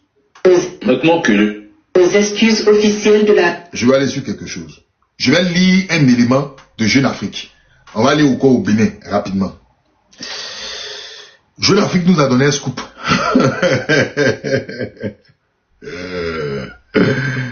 Jeune Afrique nous a donné un scoop. Jeune Afrique nous a donné un scoop. Il faut que je retrouve le scoop de Jeune Afrique rapidement. Il est où le scoop de Jeune Afrique? Oh là, j'espère que je ne l'ai pas. Mon gars aussi, que non. Alors, un instant. Jeune Afrique, le scoop de Jeune Afrique sur le Bénin.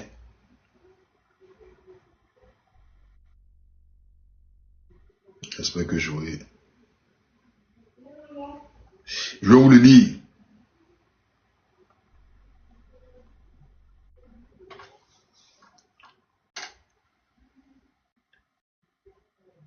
Ah, il y a quelqu'un qui m'a déjà envoyé ça.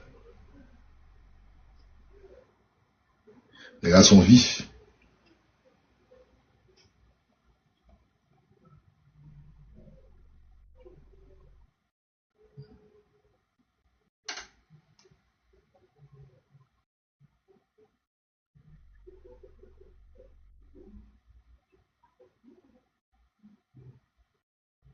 Ok. Non, mais je cherche le truc de Jeune Afrique, là. Je l'avais sur Jeune Afrique. Je attendez.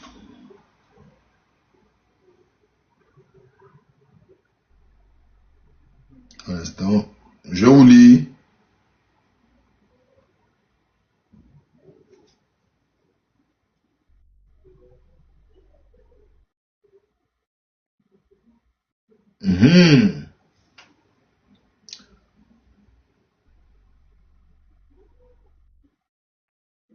Un instant.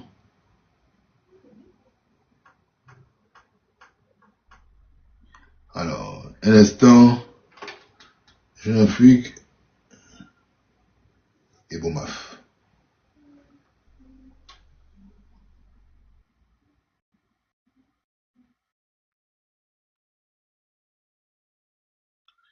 Ok. Je vous lis ça.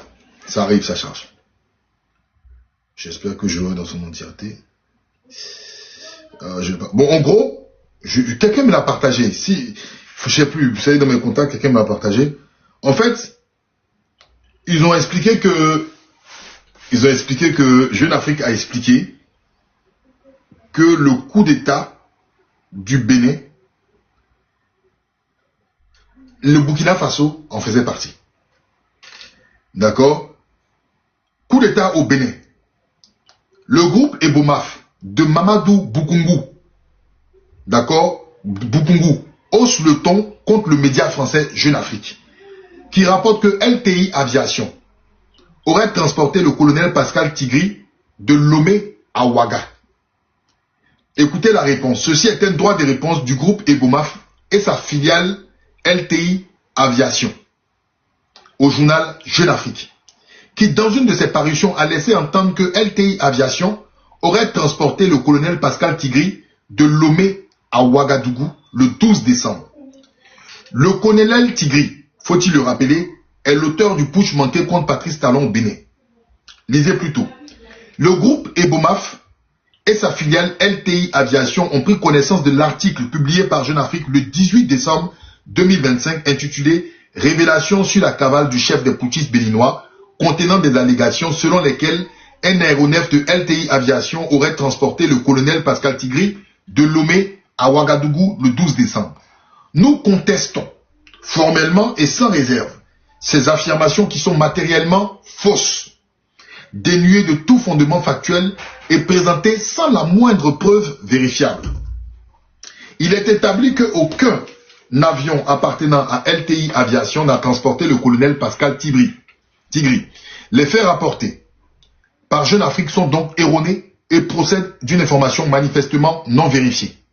En imputant à LTI Aviation et au groupe Ebomaf une implication supposée dans des faits d'une extrême gravité, Jeune Afrique porte une atteinte grave à l'honneur, à la réputation et à la crédibilité de nos sociétés, en violation des principes fondamentaux de la déontologie journalistique, notamment l'obligation de vérification des sources, le recoupement des informations et le respect du droit de réponse. En conséquence, nous mettons formellement en demeure Jeune Afrique de publier sans délai un démenti clair, explicite et visible dans des conditions de diffusion équivalentes à celles de l'article incriminé, de rectifier les informations erronées contenues dans cet article, de cesser toute association infondée entre LTI Aviation, le groupe Ebomaf et les faits allégués.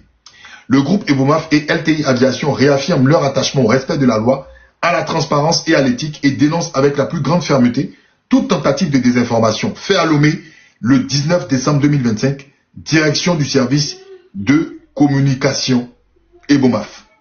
Donc, Ebomaf a répondu suite à un mensonge de Jeune Afrique. Mais Jeune Afrique dit que Tigri a été pris de Lomé pour Ouagadougou. Donc ça veut dire Ebomaf, Boukoungou qui est un Burkinabé. Et tout à l'heure, je vous parlais de Boukoungou en vous disant même qu'il n'était pas trop en odeur de sainteté avec Ouagadougou. Mais il a formellement, d'accord, donné un démenti. Ce démenti-là, d'accord, bat en brèche tout ce que certains journalistes disent. Rappelez-vous d'un échange avec mon cher ami chroniqueur Daouda, qui a donné une source de l'infodrome. J'ai dit que cette source de l'infodrome était juste, d'accord, une analyse. Parce que tout le verbe employé dans cet article était que du conditionnel. Serait, pourrait et autres. À partir de ce moment-là, d'accord, je ne peux pas me baser sur du conditionnel pour dire que ce sont des informations qui sont fondées. Certaines personnes disent que avant le coup d'État, la frontière du Niger et du Bénin était suspectement ouverte. Je suis allé faire des recherches, je n'ai eu aucune information officielle d'une ouverture quelconque de la frontière du Niger vis-à-vis du Bénin. Mais les gens continuent et persistent. Donc il y a une forme de désinformation qui ne dit pas son nom et je ne sais à quel but et à quelle fin. Mesdames et messieurs, j'ai envie encore d'aborder d'autres choses, mais je suis KO, je suis fatigué parce que j'ai parlé et j'aime pas trop parler longtemps, j'ai pas de cardio. Alors, je vais quand même finir sur une information de l'AES. Attendez. Oui, d'accord. Rapport pays Côte d'Ivoire 2025. Je vais faire ça la prochaine fois. Franchement, je suis fatigué. Je suis fatigué parce que là, j'ai pas la force et l'énergie de parler pendant des heures. Ça m'épuise. Alors, je vais juste terminer sur quelque chose. En ce qui concerne... je suis KO. Voilà, donc la force unifiée des États du Sahel, d'accord, a été mise en place. Oui, j'ai bien dormi, mais je ne peux pas parler longtemps. J'ai plus l'énergie de parler longtemps, de tenir sur les panels pendant ça. Voilà. Mais la force unifiée aussi de l'AES a été mise en place. Je vous montre aujourd'hui, voilà, les images. C'était à Bamako. Voilà, vous avez ici tout cela. C'est des Nigériens, Burkinabés, Maliens. Ok? Force unifiée de l'AES. Les gars, la CEDEAO possède ça. Il y a une force unifiée de la CEDEAO. Il y a une force unifiée de la CEDEAO. Regardez. Il y a une force unifiée de la CEDEAO. Regardez les équipements. Aéronefs. Il y a une force unifiée de la CEDEAO. Hein? Vous voyez le drapeau, force unifiée AES, FU-AES. C'est du concret. Les gars sont en train de bâtir leur truc. Voilà leur drapeau tranquille. Ouais, leur véhicule. Non, c'est du concret, les gars. Moi, quand je vois ça, je suis content. Voilà. Parmi eux, là, il y a Maliens, il y a Nigériens, il y a Burkinabé. Maliens, Nigériens, Burkinabé. D'accord? Ils ont une force unifiée. Voilà. Voilà. C'est pas discours, en fait, les gars. C'est pas wawa. Attendez. Voilà. Leurs aéronefs, leurs tarmac, ils ont leurs aéronefs. Voilà. Ça me fait mal. Mais ça, c'est des Noirs. C'est des Noirs qui font ça. Moi, on m'a toujours dit que des Noirs ne pouvaient rien faire. Et puis encore, je voulais vous dire quelque chose. Regardez au Burkina. À l'époque, quand IB est arrivé, les bataillons d'intervention rapide n'existaient pas. C'est-à-dire, il n'y avait pas de force mixte. Et ça, dans le dispositif, je me rappelle à l'époque, j'ai fait une analyse là-dessus. C'est-à-dire que quand l'armée de terre, les militaires sont sur le terrain, quand ils opèrent, ils n'avaient même pas la même fréquence que la gendarmerie. C'est-à-dire l'armée de terre a sa fréquence, la gendarmerie a sa fréquence, les forces spéciales ont leur fréquence. Quand ils opéraient au Burkina, ils n'avaient pas la même fréquence. Et IB, l'équivalent en fait de ce qu'on appelait, en fait, sous Gbagbo, il y avait le SECOS. Après, ils ont fait le CCDO, un centre de commandement, je sais plus quoi, d'accord, avec plusieurs corps là-dedans. IB est arrivé, il a développé les bataillons d'intervention rapide dans les zones, incluant même des forces paramilitaires des policiers, incluant, d'accord, incluant l'armée de l'air s'il le faut, incluant la gendarmerie, incluant l'armée de terre, d'accord, dans les BIR, les bataillons d'intervention rapide, pour être assez mobiles et intervenir. Et puis ils ont créé aussi, d'accord, la BIR motorisée. Parce que dans les provinces, vous allez dans les provinces, au Burkina, dans les provinces et autres, vous ne pouvez pas forcément vous déplacer avec une facilité avec des véhicules. Il fallait mettre des motos. Aujourd'hui, ce dispositif de moto là même ne se fait pas en Ukraine. Hein, parce que la Russie aussi fait aussi maintenant la guerre avec des motos riders. Là. Ils font ça aussi. Même la France, ils ont des unités de police motorisées avec des motos. Je ne parle pas des motards pour la circulation routière. Hein. Les motos, genre, les motos bikers là. Voilà, la police, ils ont ça aussi. Je crois que c'est un truc aussi de leur... Non, j'oublie, je crois que c'est la BRI. Ils ont un truc aussi, la BRI. La BRI aussi, ils ont ça aussi. En pleine ville. IB, ils avaient déjà anticipé ça au Burkina. D'accord? Au Burkina. Maintenant là, suite à ce qui s'est passé par rapport au carburant là, le Mali, ils ont créé maintenant une unité aussi motorisée BIR. Parce que c'est des gars en moto qui ont fait du sale vis-à-vis des terreaux par rapport BIR et Goumi, merci. Et le Goumi également. D'accord? La Brave, merci Ebioni. Pour en France, c'est la Brave. Merci Ebioni. La Brave. Et là, le Mali, regardez. Voici leur truc motorisé. J'ai aimé ça parce que, vous voyez. Donc les gars s'adaptent. Les terreaux là, c'est en moto, ils se déplacent. Hein. D'accord? C'est en moto, ils se déplacent. Donc les gars vont les pourchasser jusqu'à dans leur dernier retranchement. Regardez les canons, regardez les canons. Regardez. Cette semaine à Bamako, hein. C'est cette semaine à Bamako. Les gars taffent. Les gars, ils bossent. Il faut reconnaître que les gars bossent, ils bossent. J'ai fini.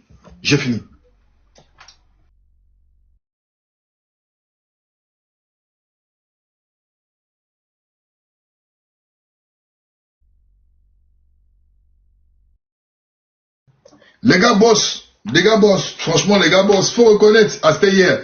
Les gars boss, il y a du boulot. On essaie sans dire d'aller déjeuner. On dit d'aller manger, c'est pas bon de ne pas manger. Donc, je ne vais pas manger depuis ce matin. Les gars boss, donc mesdames et messieurs, j'espère que vous avez apprécié en tout cas. Vous avez apprécié ce moment parce que les gens de l'AES se sentaient, ils disaient, Nsant, tu nous as oubliés. Nsant, tu nous as oubliés. Nsant, tu nous as abandonnés. Ben, Nsant, il est là, il vieillit, il est là tranquillement. Et voilà, il vieillit tranquillement, il est là. Hein? Non, je suis là les gars, je ne vous ai pas oublié. Donc voilà, c'était ma revue de presse Côte d'Ivoire, AES. Il y avait de tout là-dedans, j'espère que vous avez apprécié. Et à une prochaine, on aura le temps encore, d'accord, de développer sur beaucoup de points. Mais voilà donc mes amis de l'AES, vous voyez que je n'ai pas, voilà, je n'ai pas lâché l'AES, même si je suis focus sur mon pays. Mais quand il y a des choses à dire, faut dire. D'accord, quand il y a des choses à dire, faut dire. Donc voilà, bravo, bravo, bravo, continuez comme ça. Hein, well done. Go, go, go, go, well done. Parce que moi, si demain vous êtes développé, nous, c'est un avantage pour nous. Ah ouais. Moi, je n'ai pas à complexer pour dire que voilà, les Maliens, les Burkinabés, les Nigériens m'ont inspiré. Ah oui. Il faut, quand quelqu'un travaille bien là, il faut toujours approcher celui qui travaille bien. Il n'y a pas de mal. C'est vous êtes dans vos complexes de ah, attends, un Burkinabé, un Burkinabé peut être mieux que moi. Les gars, vous n'avez rien compris. On est tous dans la même merde. Vous croyez que les gens dans le monde, ils nous respectent? Vous croyez que vous, les Ivoiriens, on vous respecte? On ne respecte pas, les gars. On est les derniers de la classe.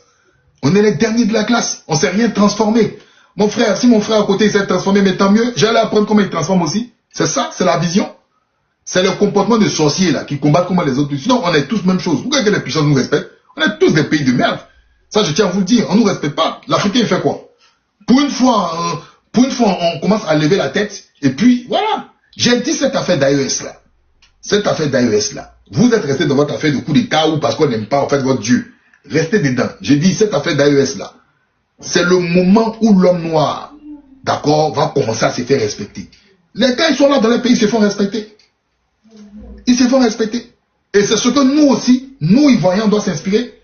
Si tu veux, faut être cordonnier, si tu veux, faut être militaire, si tu veux, faut être tant que tu fais bien le travail, moi, c'est derrière toi. Tu crois que moi, c'est les diplômes, c'est les hommes en costume qui m'impressionnent? Les hommes en costume, les hommes en truc là, depuis on les a connus là, ça a changé quoi? Ça a changé quoi? Travaillons véritablement. Arrêtons de voler dans les caisses de l'État, arrêtons d'être des corrompus et mettons-nous au boulot. Mettons-nous au boulot, c'est tout. Notre vrai problème, c'est que les gens volent, les gens sont corrompus. Et on est des pays où on ne génère pas autant de richesses comme on le croit. Déjà, tu prends des crédits, déjà encore tu voles, comment tu vas te développer? On ne respecte rien de nos lois. Joe, bon, bref, franchement, j'ai été vraiment ravi. Hein? J'ai été vraiment ravi et puis bon, beaucoup de bonnes choses pour la suite, les gars. Et voilà. Bon, je vais aller manger. Et puis, je vais aller manger. Bon, courage, ce que je vais faire, je vais aller manger parce que si je ne veux pas déjeuner, ça, voilà, ils vont pas apprécier parce que ils sont tous à table. Je vais aller manger et puis s'il faut, après, je reviens. Hein? D'accord? Quoi, tu es là? Il dit, tu vas manger quoi?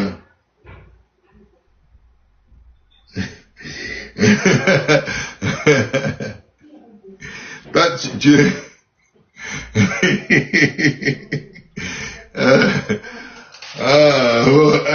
quoi?